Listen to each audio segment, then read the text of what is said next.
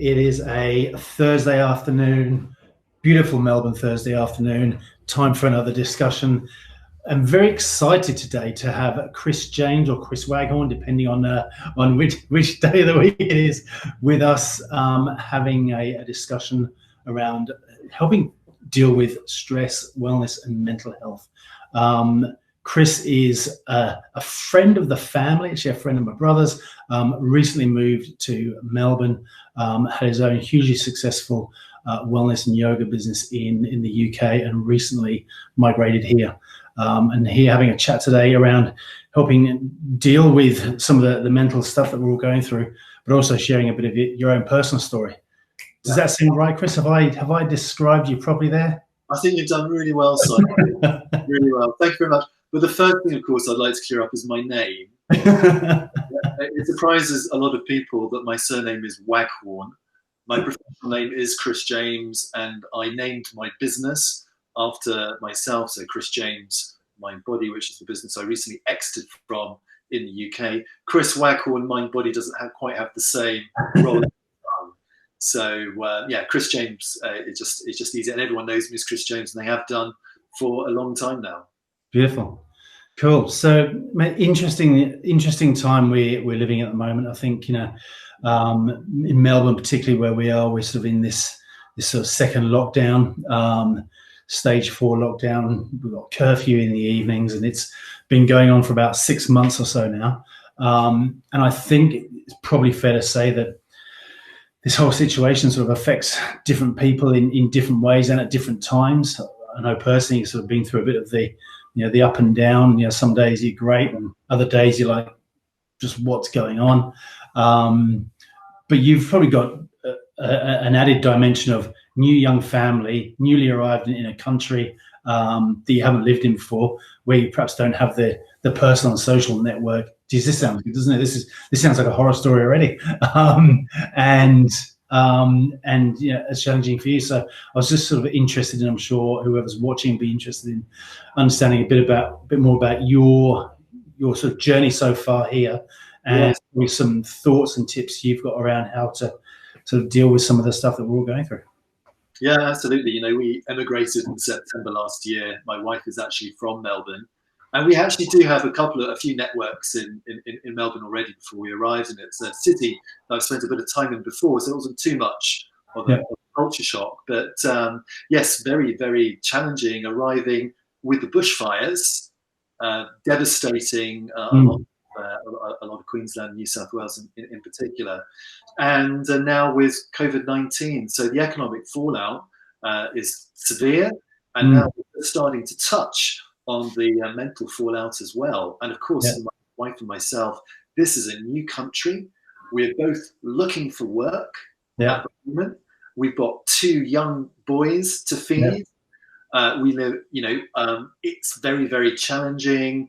This is real. And, I've had a business in the health and wellness space you just referred to. And now I find myself being tested, Simon, and tested deeply. I have to remind myself about how I built up the business around making people well. And I've had to take a dose of my own medicine. This pill is pretty bitter, isn't it? Yeah. And not just because we're mates, but I think it's an incredibly brave thing to be able to do as well, to be able to go on camera and talk about stuff. And I think that's probably one of the key things is, guys particularly have this sort of reputation, whether it's true or not, I don't know, for not really being open about stuff and being able to talk about stuff. Maybe the English even more, the stiff upper lip thing. So you've got a double dose of being and being English. So obviously I have that joy as well. So, but I think one of the hardest things to do is to be able to actually talk to people and talk about how you're feeling and what's going on. Oh yeah, immensely important to have a sprinkling of emotional intelligence, EQ. That is everything. I was actually reading one of your articles, Simon, about emotional intelligence and about how men introduce themselves and about how women introduce themselves. You're absolutely spot on in your article when it speaks about how men introduce themselves as achievers of something in the workplace, whereas women introduce themselves as a wife and mother of 2, 3, or whatever. So I think that first of all, I think women have a greater ability and propensity to be able to articulate those emotions, and men are very much, kind of in the slow lane about that. So when it comes to being reserved and conservative, actually, my experience so far in Australia is that I find Australians a lot more conservative than Brits. I think if you share the same. The same sense, but I don't know emotionally yet, but I am finding that generally people are a little more conservative here than they are in the UK, which is unusual because I think most Aussies think the other way around. Yeah, I was going to say that. Yeah, I agree. I don't know. I think that I think sort of perhaps when in your own social circles, perhaps I've noticed probably about the same. That being said, probably most of my social circle here is either people who do the same job as me or who are from the UK originally as well. So probably says more about me than anything else. But yeah, I think being able to talk about this stuff and being able to open up to friends and family and all that sort of stuff is probably the first step in trying to deal with some of the stuff that we're all going through at various times. So, but I think from where you're coming from and your journey, and as you said, having to take some of your own medicine, I think you've spent some time giving some thought to some ideas, some really sort of actionable ideas and tips that probably anyone watching who might be thinking, geez, I'm not sure how best to deal with this sort of stuff. Maybe some of the things that you've been putting together might help. Yes, absolutely. I have to say that it's actually been a very fruitful exercise. Right. Getting down tips for mental health during the lockdown. I've got 8 very simple tips that I'm actually doing at the moment. So they're very, very simple. Please excuse the simplicity of these tips, but they're actually really things that I've been battling with myself. And that's even given that I set up a business in the health and wellness space. So now comes the challenge. So what I thought I'd do the next kind of 10, 20 minutes is just have a look at some really, really key things. First of all, staying inside all the time can be really, really stressful. So whenever you can, take whatever you can outside. Prolonged isolation is not the only problem here. So what am I doing here? Well, I try very much to have a fixed routine. So number one of the 8 things that you can do to help with your mental health during the challenges of lockdown is to have a fixed routine. And I find this very, very hard, especially with 2 young kids. But whenever I can, I take it outside. So in the morning, I wake up early. I try to wake up at the same time every day. I use the same alarm clock, obviously. I wake up at time, I go out and I get some exercise. I have some breakfast and I try and have breakfast at the same time every day. And of course, with kids, etc., it's not easy to do that. Breakfast can possibly be at any time with a toddler. Noon and in the evening, lunchtime, always try to have your lunch at the same time, and then do the work or study in the afternoon. Evening's about switching off. Try and have your supper at the same time, your family time, TV and games, and try to avoid late nights if you can. I know it's very, very tempting. It can be 10 p.m. in the evening, and you haven't had 5 minutes to yourself all day long. The kids have only just got to bed. You're absolutely exhausted. And this is the first opportunity you've had, Simon, to have 10 minutes out, 20 minutes out, half an hour late. Out, and what do? You put on Netflix. You put on Netflix and you find this really interesting documentary series. You watch the first episode that lasts an hour. It's 11 o'clock. What do? Or do you watch the next episode? And it's a really tough call, but you can, if you're in that situation, try and give yourself as much time before midnight as you can. Because remember, the sleep before midnight is worth a lot more than the sleep after midnight. So if you do get yourself in that horrendous situation, then and I think in terms of routine, I mean, when we're in normal life, when we're back in the office, like most of us generally have to be at work at a certain time, so we perhaps more naturally have these time frames that we stick to, these rituals. So I think, yeah, trying to replicate that in some way, maybe like normalizes a little bit more what we're going through. Yeah, exactly right. And actually, the key word here is giving yourself a framework in the day gives you purpose. Yep. It gives you purpose, and it's so easy to lose that sense of purpose and meaning, given this unprecedented situation that we find ourselves in lockdown, when we're tearing our own hair out, tearing out the hair of other people in our family. Just get the framework and keep it very, very simple. Yeah. That's what I do, and it's really, really helped me. Yeah, cool. It's All right. really Number 2, start, if you haven't already, a home-based exercise routine. I find it incredibly, given all of the fitness and the stuff that I've done in my life, I find it really difficult to motivate myself, especially in winter. Yeah. But what I do, very simply, is I realize at my age, as I'm getting older, while it's great to do running, which is what I do on a daily basis anyway, keep my CV levels up, and do weights 2 or 3 times a week, although I don't do too much weight. I do more reps than weights. I make sure that I do a bit of stretching. Yeah. As I feel myself getting on in years, it's really the tensile tissue that needs to be worked. So think Pilates, think yoga.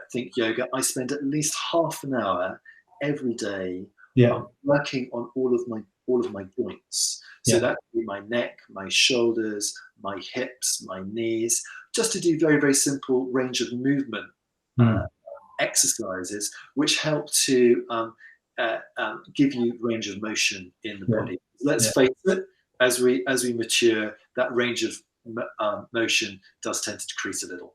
Yeah, and I think if you're at home most of the day, if you're sat in a little home office, and you're not moving around through the day as much as you might normally. That's one thing. You're right. I think as you get older, your connective tissue starts to retract. So keeping everything stretched, and it's funny, isn't it, when you get older and you do things like you go for a run and you feel like you're really stiff and tight. Just staying on top of your stretching can just make some of the day-to-day functions that you do just feel that much easier. Absolutely. Before I run, I spend at least 10 minutes stretching. Yeah. And my run, I always stretch for 10 minutes as well. Yeah. So if I go out, if I spend 40 minutes out on a run, it will be 20 minutes stretching. Yeah. It's really, really important, because sometimes you can create more harm than good. Never used to when you were younger, didn't you? Remember when you were younger and your instructors or your PE teacher say, right, everyone have a stretch, you do that and you go, right, I'm ready. That's right. But actually playing cricket, first thing I did when I got to Melbourne was join my local cricket club, of course. Yeah. And I actually note that because I've kept this up over the years, Yeah. my range of movement in my body is better than most 20-year-olds. Yeah. Sure. Just because I've kept it up. But it's something that you can learn, Simon. It's something that anybody can learn. Yeah. Cool. All right. Number 3. Okay. So stay connected. I've moved over, new country. A lot of my friends and relatives are over in Europe and the UK.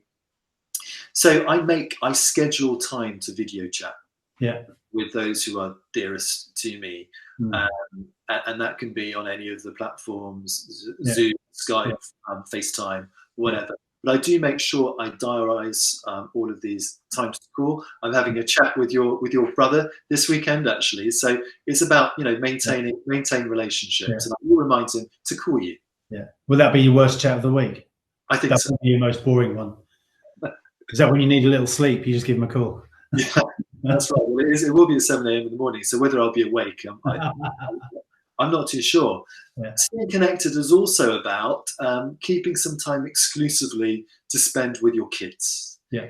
It's very easy in the evening to check your emails or do any kind of admin tasks, but really you're going to benefit so much better in the long run if you just spend that half an hour with your child, talking with them, empathizing, trying to find out. I appreciate it's difficult with teenagers. Trying to find out at least about what's going on in their lives. Yeah. If you've got young kids like I have, read the story, play dinosaurs, whatever it takes. Whatever it takes. Confirm they're actually yours, probably good. Yeah, that's a good place to start. So use technology is the best thing to being in the flesh with somebody. We are all social and relational beings, and it will help you to feel connected with the world. So that word existential will help you to feel existentially connected in this time when we're all suffering from meaninglessness and purposelessness as well. This is really important. And I think it's easy to let a week go by without talking, then another week, and then before you know it, it's 3-4 weeks since you've spoken to anyone, and that can heighten without you even knowing it, this sense of separation and isolation. So I absolutely agree. Staying on top of that stuff. That being said, me and my brother only talk every couple of months, but that's right. Right. Yeah. I sense that you might want to talk with your brother a little bit more, Simon. Is that have I got the right end of this? No, I've got to know him pretty well by now. I don't need to. Okay, fair enough. Yeah. We'll park that one. Yeah. I mean, talking about staying connected. Even last weekend, we popped over. We had a glass of wine over the fence with our neighbours. So as long as you keep the social distance, it is perfectly possible to keep that sense of connection, which is really important. Okay, number 4, take regular breaks from news feeds about the virus. Okay, that's really important, especially at the moment, even though let's say the curve is flattening in Melbourne. Nonetheless, it's important with newspapers, TV news, and certainly to disconnect intermittently from social media. I had to do that as a business owner, especially in the well-being space. I had to really train myself for social media fasts. It's your own sense of well-being. Otherwise, you will go crazy, especially at times like this. If you do look at the news, make sure it's once a day, and you use a good source of news as well. So we use ABC News. It seems pretty good, reasonably reliable. You've got to be really careful about the sensationalist news rooms that there are out there. So not Instagram is what you're saying? I don't get my news from Instagram. I do look at my Twitter feed. I can get some types of news from Twitter, but I think really if you want to connect with what's happening today, just either put on the radio for half an hour or to watch the news once a day. And I only ever watch it once a day. Otherwise, it just increase one's angst. Yes. Cool. Number 5. Number 5 is practice mindfulness. So that you can be not just aware of yourself, but aware of others as well. Now, this is key. In the link below, I'll send you the empirical scientific testing that's been done on the benefits of meditation to mental health. I don't think this is the right time to go into it too much here, but any form of mindfulness tends to reduce stress, deep breathing, and even repeating something to yourself repeatedly is also helpful, like a mantra. For example, positive affirmations. It's that sphere, it's that type of stuff. But I will send you the link because if you're interested in the mindfulness side of things.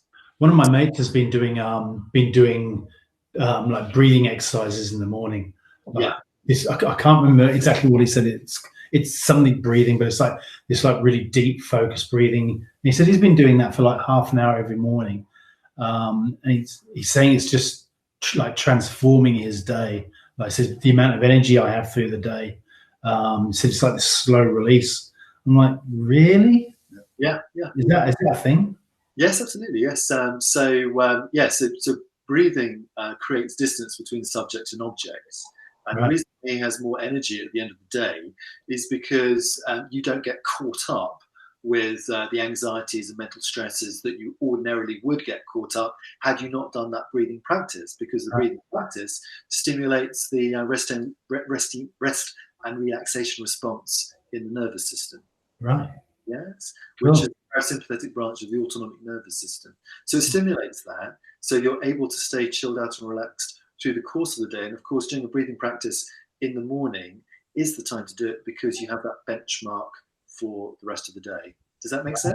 Yeah. So if you were exercising, would you do your breathing, your deep breathing exercise first and then go and exercise? Is that like, would you do them one after the other, or See what suits you. See what right? suits you. Okay. And you either do them before or after. Yeah. So, for example, with my breathing exercises, when I do them, I Yeah. will actually do them before I do my stretches, just Right. because doing the breathing helps to center me and get me in the zone.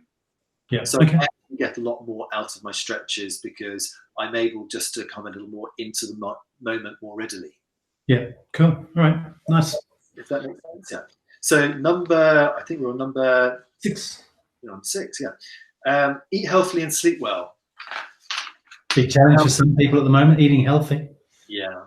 Yeah. It's a real challenge, and because we have more stresses than usual, we're inclined to eat unhealthy things, to binge eat, for example. Yeah. And it's just really, really difficult not to do that right now, given the current state of affairs, don't you think? Yeah, I think for the first 2 months of lockdown, I pretty much ate the world and drank all the beer. So if there's none left, sorry, that was me. But yeah, I think after about 2 months, it was like, right, you know what, just gotta, like, you can't keep doing that. So, so I've actually been off the beer and off the carbs for a little while now. But yeah, it's very easy for it to get out of control. Sure. Oh yeah, absolutely, yeah. That's right. But if you can, try to help yourself. You want to eat more vegetables and fruits. Yeah. Avoid junk foods, because they finally will contribute to your stress levels. And follow the rules for sleep hygiene. So, for example, a very quick 101 for sleep hygiene is, apart from routine exercise, try to watch less TV, especially in the evening. Try not to carry your phone and your iPad and your tablet or whatever, or your computer, into your sleeping zone. Try to turn off your wireless at night. Get some sleep before midnight. They're all very basic. And try and limit caffeine as well if you can, because this is going to promote levels of cortisol in the body. With the diet thing, I mean, I think a really simple way to look at it is you get, most of us have kind of 3 meals a day. You get three chances a day to make a decent decision about what you're going to eat. I think if 2 out of 3 you're making the best decisions you can with what you put in your body, then that's probably not a bad outcome. So that's right. It's Pareto's law, isn't it? It's 80-20. And I know Angel myself. I always make sure that because I know the rules, I know how to break them properly. So it's really, really important, especially in these times, to treat yourself. Yeah. For example, I really look forward to a Friday when I can share a glass of bubbly, with my wife, share a bottle of wine, etc. Yeah. That's really, really important. As long as you have the right, as long as you have the right measure of things. Yeah. Great. Cool. Yeah. 7. Finally, I think it's finally. This is an important one, and it's about becoming self-absorbed in the lockdown, because that can very, very easily happen. Self-absorbed in our own minds. Yeah. One of the ways that we can help ourselves stop being so self-absorbed is to exercise. But another really good way of preventing ourselves becoming from being so self-absorbed is to look out for others, Simon. Yeah. Look out for others. So we need to get through this together. We are not alone. Yeah.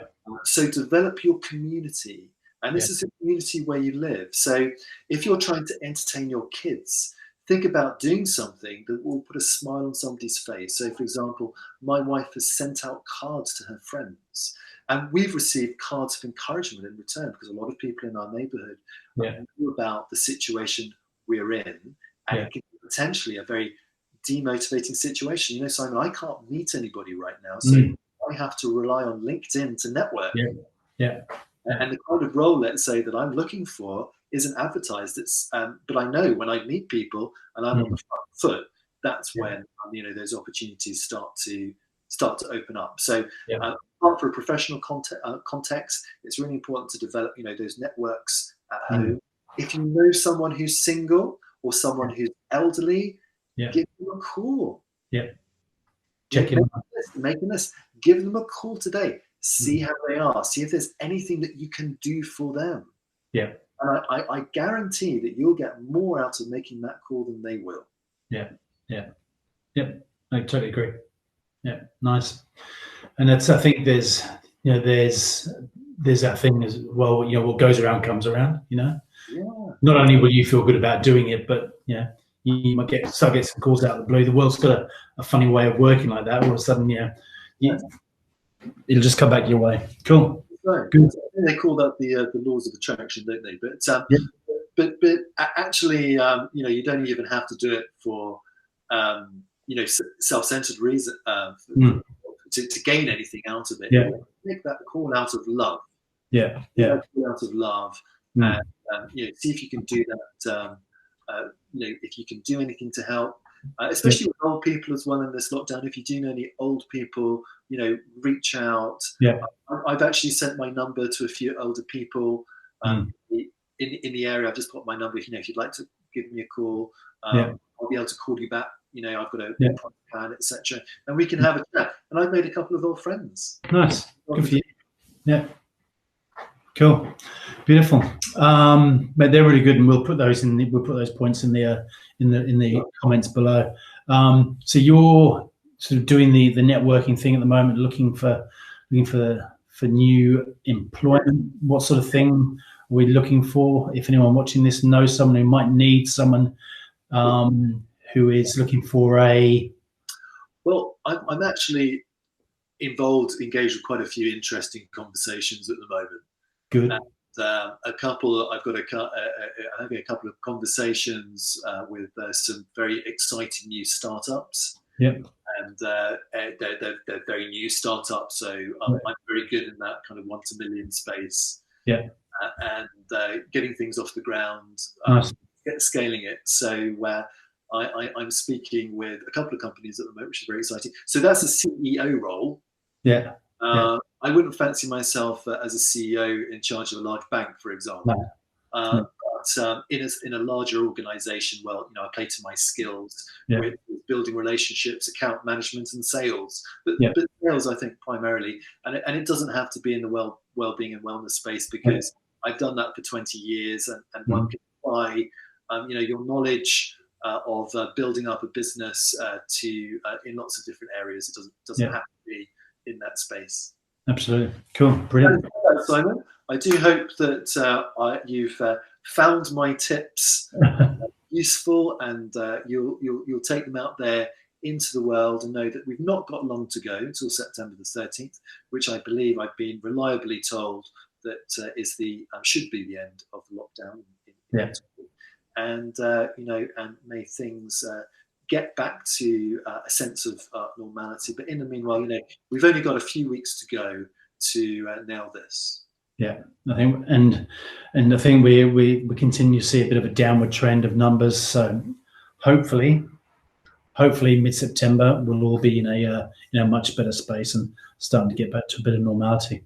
And hopefully be able to travel at Christmas. Absolutely. That'd be good. Brilliant, mate. Thank you so much. Absolute pleasure speaking to you. Thank you. And I'll put all your details in the comments below. That's great. Okay. Thanks, mate. See you later. Take care.